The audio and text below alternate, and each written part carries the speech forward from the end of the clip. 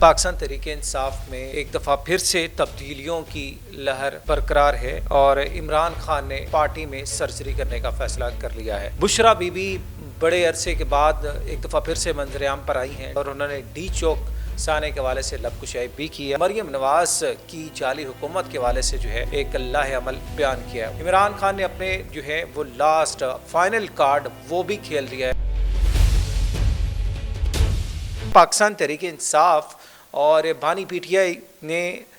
Party میں surgery کرنے کا فیصلہ کر لیا ہے، اور وہ سرجری بیسیکلی کیوں کی جا رہی ہے اور سرجری کے پیچھے کیا حقائق ہیں اور اس کی ضرورت کیوں پیش آئی، اس کا تمام تر حوال ہے وہ کچھ اس طرح سے۔ علیمہ خان صاحبہ کی ملاقات ہوئی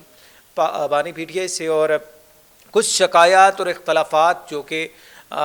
فائنل کال سے لے کے اس کے بعد تک وہ جاری تھے، بیرسٹر گوہر کے ہوں یا دیگر جس طرح شبلی فراز، عمر ایوب اور دیگر سینئر قیادت کو وہ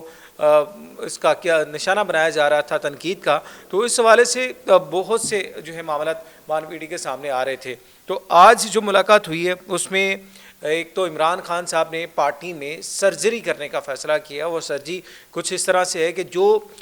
موجودہ قیادت ہے پاکستان تحریک انصاف کی، وہ اس طرح سے رول ادا نہیں کر پا رہی تحریک میں، احتجاجی پروٹیسٹ ہو یا جلسے جلوس ہوں یا پھر عمران خان کی رہائی ہو اور دیگر جو پارٹی کے معاملات اس طرح سے لیڈ نہیں کر پا رہی جیسا کہ پرانی قیادت کی جا رہی تھی۔ تو اس حوالے سے جو تازہ ترین اور اہم ترین اپڈیٹس وہ یہ ہیں کہ عمران خان صاحب کو پرانی جو لیڈرشپ تھی پاکستان تحریک انصاف کی، اس کی یاد ستانے لگی ہے، اور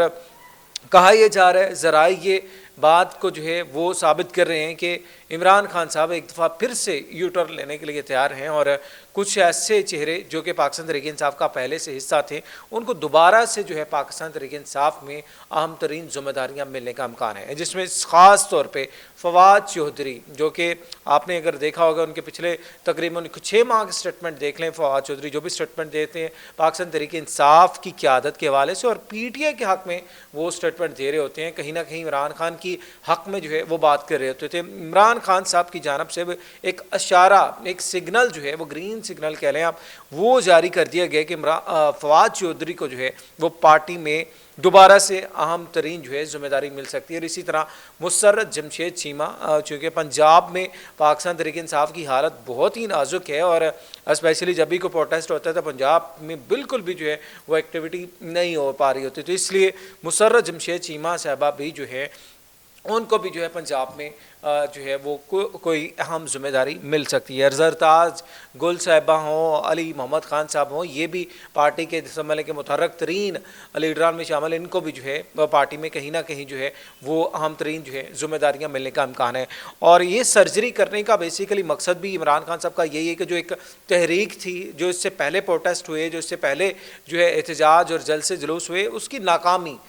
اور موجودہ لیڈرشپ کی وہ اس طرح سے تحریک کو کامیاب نہ بنانے کی وجہ سے عمران خان صاحب کو اب ریئلائز ہوا ہے کہ جو اتنا لمبا ایک پروسیس ہو گیا ان کی رہائی کا، دیگر سیاسی قائدین کی رہائی کا، اور جو اس دوران جو معاملات ہوئے ہیں 26ویں آئینی ترمیم ہو یا دیگر مقدمات ہوں، اور ملک میں فارم 47 کی حکومت کے حوالے سے جو معاملات ہیں، ان تمام تر معاملات کے لیے پاکستان تحریک انصاف کے بانی چیئرمین عمران خان صاحب نے اب فیصلہ کر لیا ہے کہ دوبارہ سے اس کو ریوائز کیا جائے گا، تاکہ وہ چہرے وہ سامنے لائے جائیں جو کہ متحرک بھی ہیں اور ایکٹیو بھی ہیں اور فعال کردار ادا کر سکتے ہیں۔ دوسری جانب آج ہی 2 مطالبات علیمہ خان صاحبہ کی جو ملاقات ہوئی، اس میں 2 مطالبات بانی پی ٹی آئی کی جانب سے سامنے رکھے گئے ہیں۔ اس میں ایک پہلا جو مطالبہ ہے وہ یہ 26 نومبر اور سنہ 9 مئی کے حوالے سے مطلب ایک سارا جو سینیریو پیش ہے اس حوالے سے جوڈیشل کمیشن بنانے کے حوالے سے بات کی گئی، مطالبہ رکھا گیا کہ جوڈیشل کمیشن بنایا جائے اور تمام تر معاملات کی شفاف تحقیقات کی جائیں۔ اور چونکہ اب تو سانحہ وہ ڈی چوک اور 26 نومبر کا احتجاج والے دن جو کچھ ہوا تھا، اس کے اوپر بھی بہت سے تعداد وہ حکومت کی جانب ہو چاہے اپوزیشن کی جانب ہو، مطلب بالکل وہ ڈیفرنٹ رائے سامنے آ رہی ہیں، اور ابھی تک وہ لاشیں وہ کتنی ہیں یا کتنی ہلاکتیں ہوئیں یا پھر گولی کیوں چلائے، مطلب ڈفرینٹ اسٹیٹمنٹ ابھی تک سامنے اور ویڈیوز بھی سامنے آ رہے۔ تو اس کے اوپر وہ پہلا مطالبہ رکھا گیا ہے کہ جو ہے اس کی جو ہے تحقیقات کے لیے جوڈیشل کمیشن بنایا جائے اور سانحہ 9 مئی کو بھی جو ہے اس میں ایڈ کیا جائے اور اس کی جو ہے شفاف ترین جو ہے وہ انکوائری کی جائے تاکہ تمام تر جو معاملات اس کی جو ہے وہ رہنمائی کی جا سکے۔ دوسرا جو عام ترین مطالبہ ہے اس میں قائدین کی رہائی، سیاسی قائدین کی رہائی ہو، عمران خان کی رہائی اور جتنے بھی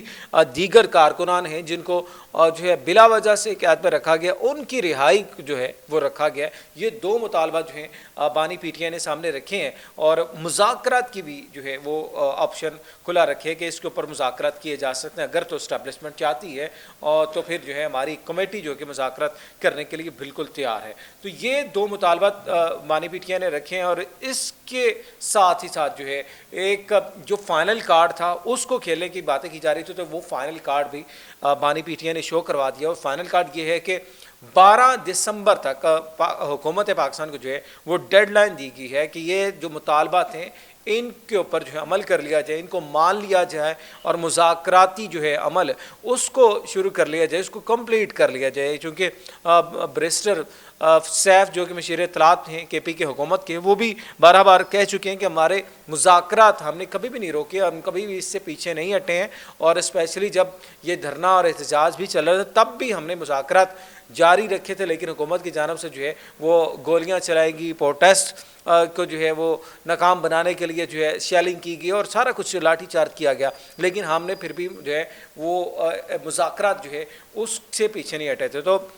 بانی پی ٹی آئی نے بھی یہی بات کی ہے کہ مذاکرات اگر کر لیے جاتے ہیں تو 12 دسمبر تک کی جو ڈیڈ لائن ہے وہاں تک آپ کے پاس ٹائم ہے، تو اگر آپ مذاکرات کر لیتے ہیں تو پھر یہ دونوں جو مطالبات سامنے رکھے ہیں اس کے اوپر جو ہے بات کی جا سکتی ہے۔ لیکن اگر ایسا نہیں ہوتا تو پھر دوسری صورت میں کیا ہوگا؟ دوسری صورت میں یہ ہوگا جناب کہ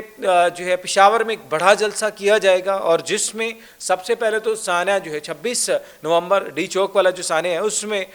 جتنے بھی ان کے پاکستان تحریک انصاف کے کارکنان شہید ہوئے ہیں ان کو جو ہے خراج تحسین پیش کیا جائے گا، ان کو جو ہے ان کے حوالے سے جو ہے وہ ایک تقریبی منعقد کی جائے گی اور آئندہ کا لاہ عمل وہ طے کیا جائے گا جو کہ سول نافرمانی کی تحریک کے طور پہ سامنے آئے گا، سول نافرمانی کی تحریک کا آغاز کر دیا جائے گا۔ اور اب یہ سول نافرمانی کی تحریک بیسیکلی ہے کیا؟ کیونکہ جب بھی اگر آپ کو یاد ہوگا بانی پی ٹی آئی نے لاسٹ جس وقت اپوزیشن میں تھے اس وقت بھی جو ہے سول نافرمانی کی تحریک کا جو اعلان کیا تھا، اس میں بجلی کے بل ہوں یا پھر رول آف لا ہو، دیگر جو معاملات ہیں روزمرہ زندگی کے اس سے ڈینائی کرنے کے حوالے سے جو ہے وہ بات چیت ہوتی ہے کہ سول نافرمانی وہ کر دی جائے، تو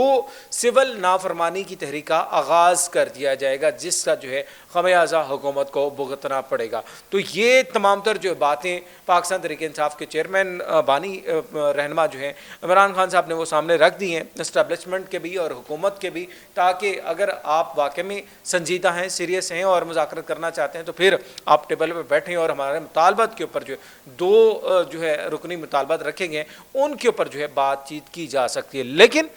اگر ایسا نہیں ہوتا تو پھر ظاہر ہے سول نافرمانی کی تحریک کے اوپر جایا جا سکے۔ یاسمین راشد صاحبہ ناظرین ایک دفعہ پھر سے آج سماعت کے حوالے سے ہوئی اور ان کے کیس کی اور اس میں انہوں نے آف کیمرہ گفتگو کی اور غیر رسمی گفتگو میں ان کا یہ کہنا تھا کہ پنجاب میں اسپیشلی جو کہ فارم 47 کی حکومت ہے اور مریم نواز صاحبہ جو کہ خود ہی جو ہے 20,000 ووٹوں پہ جیتی ہوئی ہیں، مطلب ان کو 20,000 ووٹ پڑے تھے اور 47 کے فارم پہ منتخب ہو کے پنجاب میں حکومت کر رہی ہیں اور جس انداز سے وہ چلا رہی ہیں اس کا ہم جو ہے حساب لیں گے، اور جو کچھ ہوا اسلام آباد میں اس کی مثال نہیں ملی۔ بربریت کا انہوں نے جو کہ ایک لیٹر بھی لکھا چیف جسٹس پاکستان کو، انہوں نے بھی کہا امید ہے کہ ہمیں عدالتوں سے انصاف ملے گا اور ہم جیسے ہی مطلب انصاف ملنے کے بعد ہم جو ہے یہ ساری چیزیں ان کو ٹھیک کر دیں گے۔ شاہ محمود قریشی صاحب کی بھی آج سماعت تھی، پیشی تھی اور انہوں نے بھی جو ہے اپنے خیالات کا اظہار کیا اور کچھ معاملات کے اوپر تحفظات بھی اٹھائے، اور اسپیشلی آج جب ان کو پیشی کے لیے لے کے جانا تھا تو پولیس اہلکاروں سے ان کی تکرار بھی ہوئی، اور اس کے ساتھ ہی ساتھ عمر ایوب اور شبلی فراز میں دیگر جو رہنما کو گزشتہ روز جو ہے حراست میں لیا گیا تھا ڈیالہ جیل کے باہر سے، عدالت کی جانب سے آج ان کو رہا کر دیا گیا اور برہمی کا اظہار کیا گیا کہ کیوں جب پشاور ہائی کورٹ کے ریمارکس ہیں کہ ان کو گرفتار نہیں کرنا مطلب، تو اس کے باوجود گرفتار کیا گیا، تو توہین عدالت کی ایک درخواست بھی دائر کر کی ہے۔ لاسٹ میں جناب شہباز शहबाज शरीफ साहब और वज़ीर-ए-आज़म पाकिस्तान हैं और मौलाना फजल रहमान के दरमियान मुलाकात हुई है। चूँकि मौलाना फजल रहमान ने चंद रोज़ पहले बिलावल भुट्टो ज़रदारी से मुलाकात की थी और जो तरमीमी बिल था मदारस का, उसके हवाले से तहफ़्फ़ुज़ात का इज़हार किया था कि क्यों अभी तक जो है सदर पाकिस्तान ने इस पर दस्तखत नहीं किए। तो लेकिन ये गुज़िश्ता रोज़ ही बिल जो है सदर पाकिस्तान ने एतराज़ लगाकर वापस भेज दिया है। तो इस हवाले से आज मुलाकात हुई है और एक दफ़ा फिर से ये मौलाना फजल रहमान ने ये तमाम तर मुतालबात वज़ीर-ए-आज़म पाकिस्तान के सामने भी रखे हैं और अपने तहफ़्फ़ुज़ात का इज़हार भी किया है, क्योंकि वो भी एक एहतजाज की कॉल का जो है इंदिया दे चुके हैं कि हम भी जो है अगर ये मुतालबा नहीं मानेंगे, इस बिल को जो है वो हिस्सा नहीं बनाया गया, पास नहीं किया गया, तो हम भी जो है वो सड़कों पे आएंगे और एहतजाज करेंगे। तो इस मुलाकात का रिज़ल्ट क्या निकलता है और आने वाले दिनों में पाकिस्तान की सियासी सूरत-ए-हाल किस डगर बैठती है, उस हवाले से भी आपको आगाह करते रहेंगे। आज की इस वीडियो से इतना ही। ताज़ा तरीन जो है अपडेट्स के लिए हमारे चैनल को सब्सक्राइब करें। मुलाकात करते हैं नेक्स्ट वीडियो में। अल्लाह हाफ़िज़।